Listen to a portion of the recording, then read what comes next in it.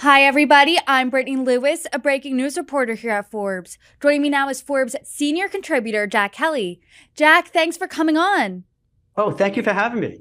It's a little less fun of a conversation than we had last time when we discussed bare minimum Mondays, but now we're talking about three banks that imploded within the past week: Silicon Valley, Signature, and Silvergate. I want to talk about the ramifications of these failures, but first, can you walk us through how exactly did this happen? So, what happened is this, in my opinion. I'm not going to pretend to be this like great economist, but I've done a whole lot of homework on it. And what happened is this with Silicon Valley Bank. It seems it boils down to they bought mortgage-backed securities at 1.5% or 2%, very long dated. And the reason they did it because the Fed was really telling the banks, hey, you want to have treasuries, want to save bonds to keep it safe, keep your bank safe. Everything worked out fine when it was low interest rates and there was no inflation.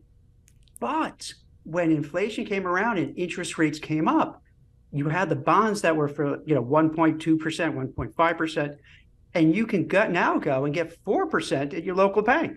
So the bonds just cratered because no one wants to buy them. So they had billions and billions in unrealized losses. So then when people started looking at their financial situation, they're like, oh my gosh, this is terrible. You're in horrible shape. And then it didn't help when the CEO gave kind of a quasi conference. He went out there and told people what's going on, and he did not perform well. And in fact, just the opposite. He freaked people out. And then before you know it, well, let me add this to it. This is a new phenomenon. On Twitter, everybody was saying, take your money out. Oh my gosh, it's going to go broke. Others were saying, no, don't say that. You're going to have a run on the bank. So you ended up having a run on the bank where everybody was freaked out and taking their money out.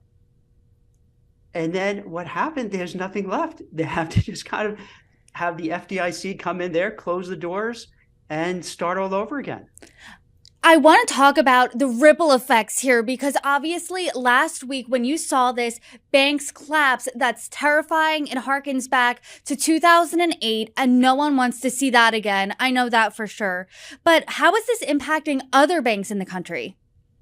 I think what's going to happen now is both depositors, regulators, auditors are going to really look closely at the banks to see their financial safety and see what are they doing. Are they making the same mistakes that SVB made or not?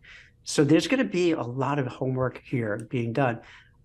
It's a little different than the financial crisis because then it wasn't just one or two banks that we have now. It was just a systemic thing across the board where everything just kind of fell apart. So I'm hoping that we kind of ring-fenced what's going on. We have the regulators looking at things. We have the government backstopping. And you could argue whether that's good or not, that you're bailing it out, but it seems that they're putting support behind it. Even Credit Suisse, which is not a US-based bank, it's a Swiss-based bank. They're also in Europe kind of supporting that bank. So it seems like they're trying to get ahead of it so we could kind of contain the damage. It seemed like last week there was a lot of panic. This week there seems to be a little more confidence. It doesn't seem Yes. like every financial institution is collapsing as we know it right now. But I do want to talk about the fallout here. Do these bank failures have the power to impact the job market? Yeah, unfortunately, yes. I think it's going to start with the banks that were impacted. Silicon Valley Bank, Signature Bank, First Republic. Well, they didn't go under, but they're one of the ones that kind of open to question. Silvergate Bank. So first of all, those people are probably going to lose their jobs. They might stick around for a while to help in the transition, but they're going to lose their jobs. Then what's going to happen, I believe, unfortunately, is that a lot of companies are going to say, we have to be worried, particularly in the banking and the financial institutions. And usually what occurs is there's going to be belt tightening because they're going to say, hey, we have to be really careful because we don't want to be the next one. So what do? Cut costs, do whatever it takes to rein in expenses. And one of the things with banks is the people. That's the biggest expense. So they're going to let go of people, figuring, hey, we're going to hunker down and try to ride this out. But when this happens across the board, and it's likely to see a contagion, because if one bank does it, the other banks are going to look and say, hey, we should probably do it too, because if we don't, maybe we'll be in trouble, and we don't want to, we don't want this happening to us. So you could start seeing like dominoes where other places will lay off, put on hiring freezes, and it puts people in a precarious position, because even before this whole thing with the banks collapsing, the tech sector was hit hard, other sectors. So there's this kind of fear permeating throughout the economy. And when that happens too, whether it's the banking sector or Wall Street or wherever, all these companies are going to start saying, hey, maybe we got to lighten the load.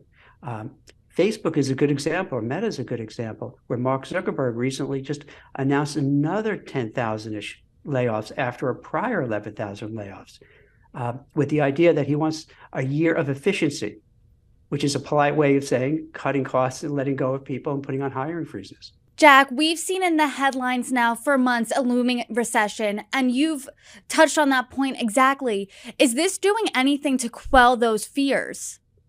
I think with this happening, it's going to be a higher probability of having a recession. Some people could argue we're kind of in one now, but it seems that there's going to, with still high inflation, with high interest rates, with a lot of now unemployment, it looks like it's going to be a recession. However, it doesn't, as of now, look like anything is majorly broken. And I know that sounds uncomfortable given that Silicon Valley Bank is a large organization, but it may be a one-off in terms of how they ran their portfolios and how they ran their company. And hopefully, as time goes on and we look at other banks, if they're in better shape, it might be very helpful. But either way, I think for people, for workers, for people who are in between jobs, this is going to be a different time period, and you're going to have to act differently. I do want to break that down, but something that you said that just struck me is nothing's majorly broken. That sounds decently optimistic in this semi-scary time. So if nothing's majorly broken, what's the solution here? What needs to be fixed? I think what's going to happen now, you're probably going to get, the regulators from the FDIC, from the SEC, from state regulators to kind of come into these banks and audit them, examine them, look at the books. So I think you're going to have this swarm of coming in to see, hey, what's really going on behind the scenes. They're going to look at their investment portfolio. They're going to look at the quality of the loans being made and check it out. And hopefully, if it looks like a lot of banks are in good shape, then it's not so bad. If it turns out that there's a lot of SVBs all over the place, then I think we're going to have another conversation about what's going to go wrong next.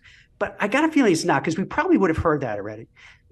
With social media, things travel so quickly. So I think if there are a lot of banks that are in trouble, we would have started hearing already. We would get rumors of it. You'd see short sellers shorting their stock. You'd see a lot of people, just saying, watch out for Bank X, watch out for Bank Y. We're not really seeing it.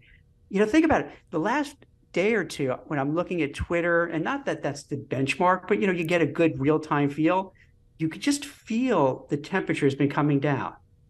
It's not as heated. People aren't as frantic. And I think if they know, and these people are smart who are on there, you're talking about sophisticated financial experts, are there weighing in. So if they're not ringing the alarm bell, that gives me some comfort that there's no glaring big issues that are there, at least for now. That's giving me some comfort too, but something you touched on I want to get back to is the ramifications for your everyday worker. What should you be doing as an employee right now? So my best advice to people, even if you're happy where you are, even if you're feeling really good about yourself and your company, you want to do two things.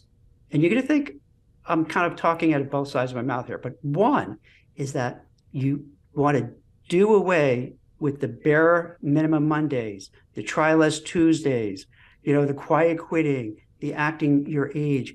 Get rid of that mentality. Don't do that. What you want to do is you want to make yourself indispensable. You want to be that go-to person in the office that gets things done. You want to volunteer for any task. If your boss says, hey, we want you to come back into the office because you work remote, come back in and say, yes, ma'am, yes, sir, thank you. Now, you may say, I'm being you're going to be a suck up doing that.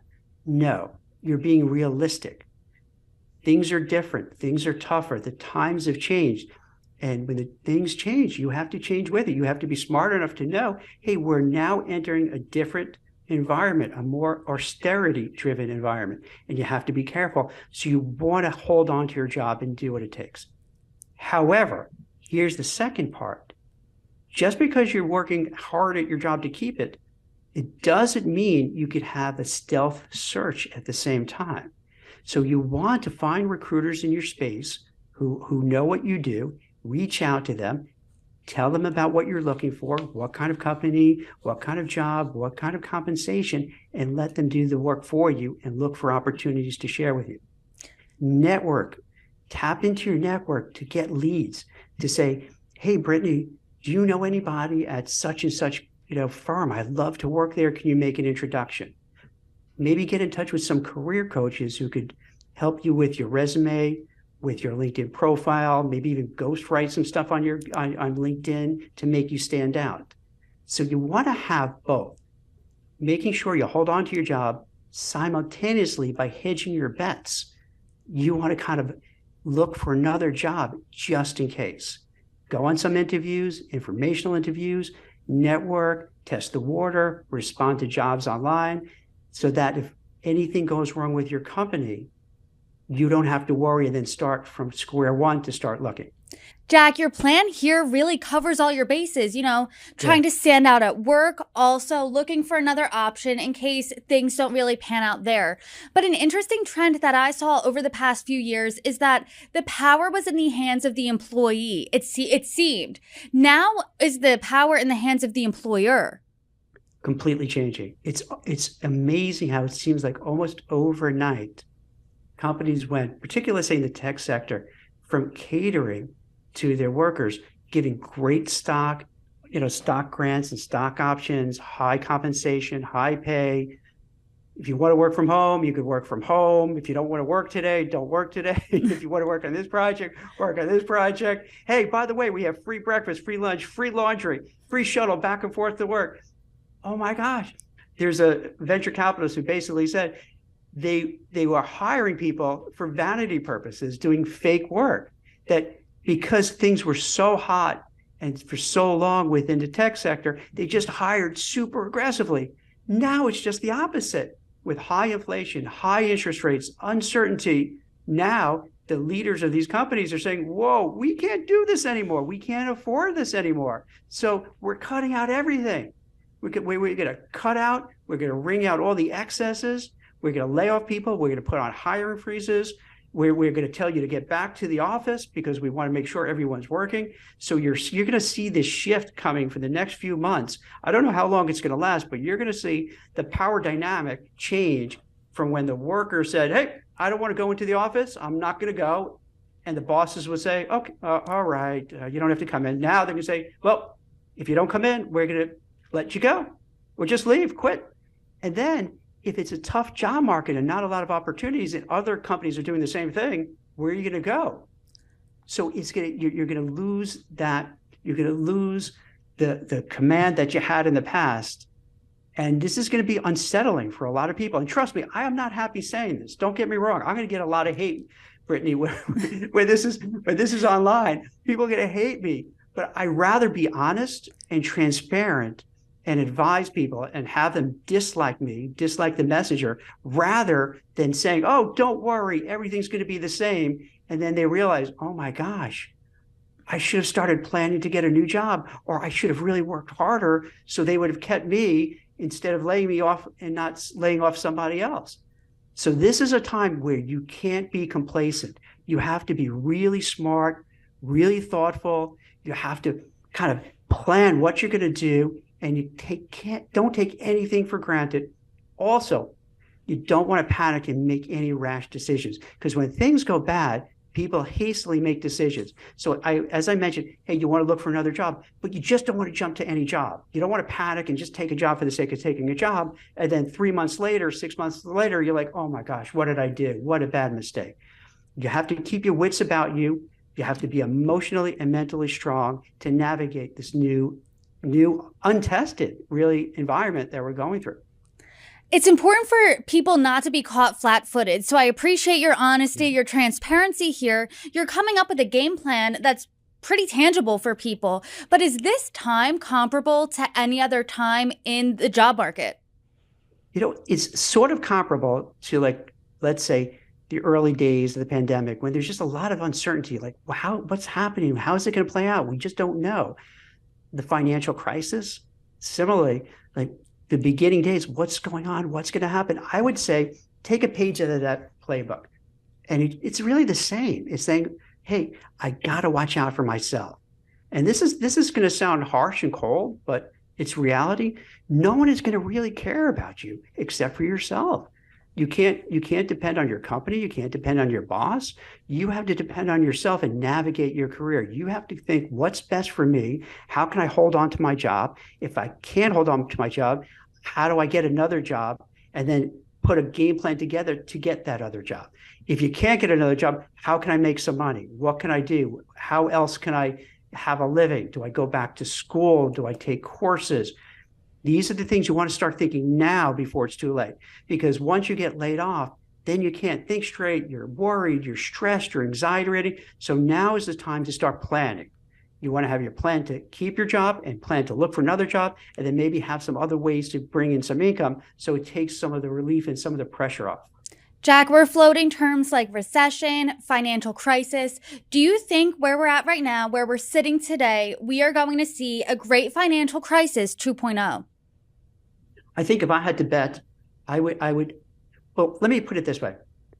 It seems from what I'm reading and what I'm seeing and hearing is that it looks like the government is going to try to backstop the banks, and they put it kind of almost a floor under it. And when that happens, I think it takes some of the relief off. If they didn't, then everybody would be worried, oh my gosh, my company could go under. This bank could go under, this financial institution. So it looks like they're trying to support it. How long they could support it, I don't know. Or maybe if they could support it enough to fix whatever measures they need to be fixed at the different banks, then we can kind of get through it. So I'm hoping that we are not going to go through another financial crisis. I'm always thinking of how to prepare, and like, you always want to prepare for the worst and hope for the best. So would it hurt to prepare thinking that everything could go bad, and put your finances in order, look at what, your spending habits. So you want to make sure if things go south, if there's a recession, if things go bad, that you have enough money to get you through, enough emergency funds to get through tough times. If I'm wrong and everything is just wonderful, then that's okay. So you were preparing anyway. So you're in a better spot, saving money, putting away aside, not putting everything on your credit card and building up debt.